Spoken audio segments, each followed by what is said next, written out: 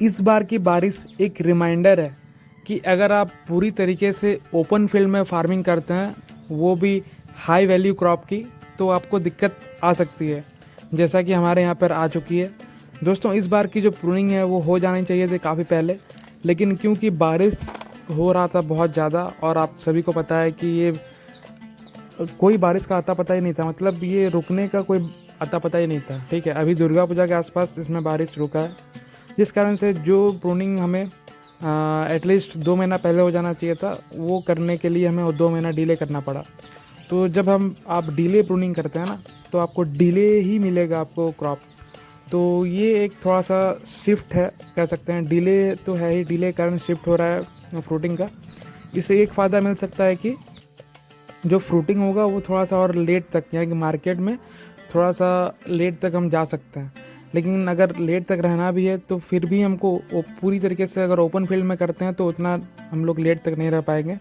अगर आपको लंबे समय तक मार्केट में रहना है तो आपको शेड नेट के साथ साथ पॉली हाउस जैसे चीज़ों का या स्ट्रक्चर के साथ आपको चलना पड़ेगा। आज आपको दिखाने वाले हैं हम कैसे प्रूनिंग कर रहे हैं सारे प्लांट्स को। ये देखिए, ये प्रूनिंग यहाँ पे हो चुका है, और हमने कई सारे प्रूनिंग टेक्निक यहाँ पे यूज़ किए हैं ताकि प्रूनिंग ये प्लांट भी है, ये अलग प्रूनिंग किया हुआ है, ये अलग प्रूनिंग किया हुआ है, ये अलग सिस्टम में प्रूनिंग किया हुआ है। ठीक है, तो हमने प्लांट के अकॉर्डिंग प्रूनिंग किया हुआ है। तो आपको आज बताएंगे कैसे प्रूनिंग कर रहे हैं, और प्रूनिंग करने के बाद जो भी अपडेट आएगा, यानी कि प्लांट का ग्रोथ से रिलेटेड, उसकी सारी इन्फॉर्मेशन आप सभी को देंगे। ठीक है, तो ये सारा देखिए बहुत ही अच्छे तरीके से प्रूनिंग का काम यहाँ पे चला हुआ है।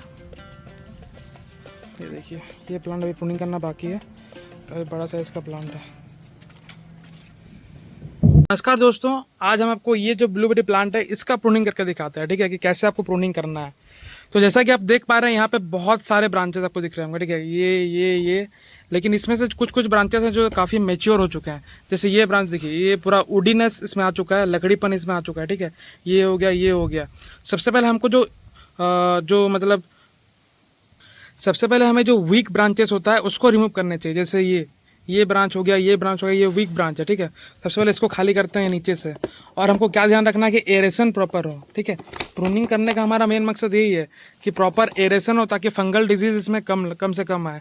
ठीक है, तो ये हमने एक ब्रांच आपने कट करके दिखा दिया। फिर देखिए, ये भी बहुत ही वीक ब्रांच है, तो इसको भी हमने कट कर दिया। ठीक है, फिर इसको ऐसे प्रूनिंग करेंगे, इसको हम लोग यहाँ से प्रूनिंग करेंगे। ये देखिए, ये प्रूनिंग करके दिखाया। फिर हमने ये देखिए, यहाँ पे ब्रांचेस है लेकिन इतना हेल्दी ग्रोथ नहीं है, तो ज़्यादा क्वांटिटी में फ्रूट के लिए हमको क्या करना है, यहाँ पे कट लगाना है। यहाँ पे देखिए, ये हम लोग 45 डिग्री के एंगल में लगाएंगे ताकि इसमें थोड़ा सा जो पानी है वो कम रुके। ठीक है, तो उसके बाद हमको क्या करना है, पेस्ट लगाना है। जैसे देखिए, यहाँ पे पेस्ट हमने अभी भी लगाया है, और आपको ये पेस्ट लगाना बहुत ज़रूरी है, नहीं तो यहाँ पर कैंकर वगैरह भी आ सकता है या डायबैक वगैरह हो सकता है। देखिए दोस्तों, जैसे यहाँ पे पेस्ट लगा रहे हैं। ठीक है, ये कटिंग कर लिया था हमने सुबह में, प्रूनिंग कर लिया था। अब हम इसको इस प्रकार से पेस्ट लगा रहे हैं।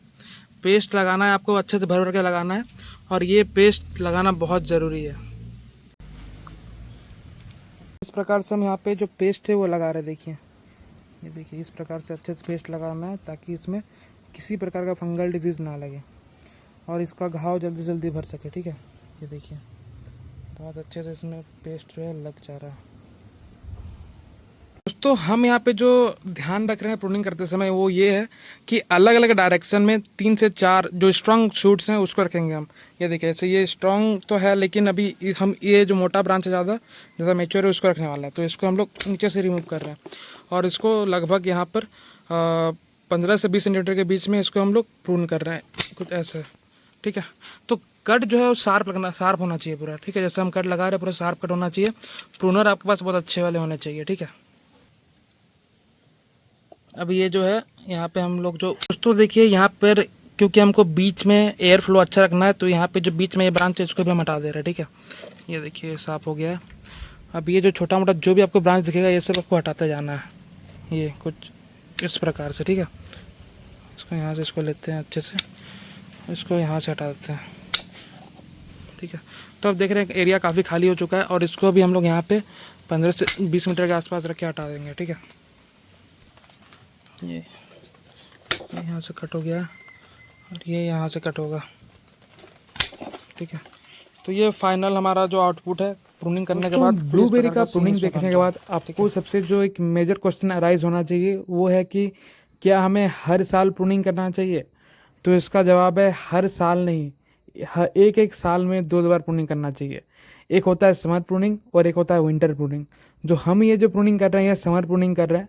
समर प्रूनिंग बेसिकली किया जाता है एक प्लांट को प्रॉपर स्ट्रक्चर देने के लिए, एक प्रॉपर कैनोपी देने के लिए। समर प्रूनिंग करने से बेरी का साइज और क्वालिटी दोनों पर प्रभाव पड़ता है, और साथ ही ये प्लांट के हेल्थ को भी इम्प्रूव करता है और ये न्यू ग्रोथ को इनकरेज करता है।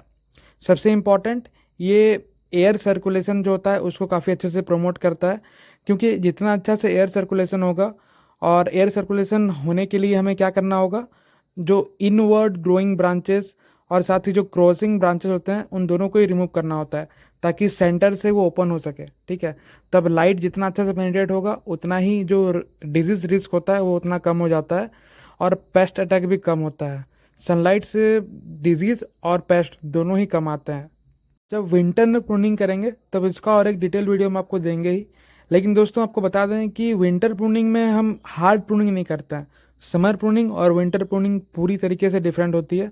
विंटर प्रूनिंग करने का जो मेन मकसद होता है वो होता है जो ओवर क्राउडेड फ्रूट बर्डन होता है, या फ्रूट बर्डन बहुत ज़्यादा फ्रूट लग जाते हैं, और ज़्यादा फ्रूट लग जाएगा तो क्या होगा, तो बेरी का जो साइज़ है वो छोटा रह जाता है। तो बस उसको इम्प्रूव करने के लिए हम विंटर प्रूनिंग करते हैं। लेकिन जो हम लोग समर प्रूनिंग करते हैं उससे क्या होता है कि जो विग्रस केन्स या विग्रस शूट्स का ग्रोथ होता है, और जो जैसा कि आपको पता ही होगा कि ब्लूबेरी में हमेशा नए शूट्स में ही फ्रूटिंग आती है, जो नए केन्स है उसी में फ्रूटिंग आती है।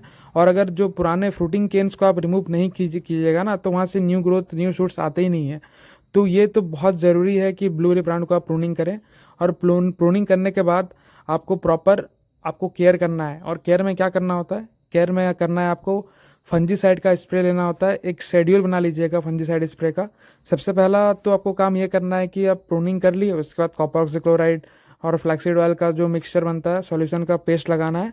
उसके बाद आपको कॉपर ऑक्सीक्लोराइड का आपको स्प्रे ले लेना है। ठीक है, 2 ग्राम पर लीटर के हिसाब से सॉल्यूशन बनाना है, और वीक में एक बार आपको स्प्रे ले लेना है। और उसके बाद आपको एक सिस्टमेटिक बेस्ड फंजीसाइड का स्प्रे ले लेना है, ताकि ये दोनों तरीके से सील हो जाए। कॉन्टैक्ट का हम लोग यूज़ इसलिए करते हैं ताकि कोई भी बाहर से जो फंगस है वो अटैक ना कर पाए। सिस्टमेटिक इसलिए यूज़ करेंगे, जो भी थोड़ा बहुत बचा रहेगा फंगस वगैरह प्लांट के ऊपर वो पूरी तरीके से उसमें ब्लूबेरी से रिलेटेड आपको कोई भी प्रोडक्ट की अगर आवश्यकता होगी तो उसके लिए आप हमारे इसी वीडियो के डिस्क्रिप्शन में जाके चेकआउट कर सकते हैं। और साथ ही ब्लूबेरी के हाई क्वालिटी प्लांटिंग मटेरियल के लिए आप हमसे संपर्क कर सकते हैं। इसकी होम डिलीवरी के द्वारा आपको ये प्लांट पहुंचा दिए जाएंगे। तो मिलते हैं अगले अन्य इन्फॉर्मेटिव वीडियो के साथ। जय जवान जय किसान।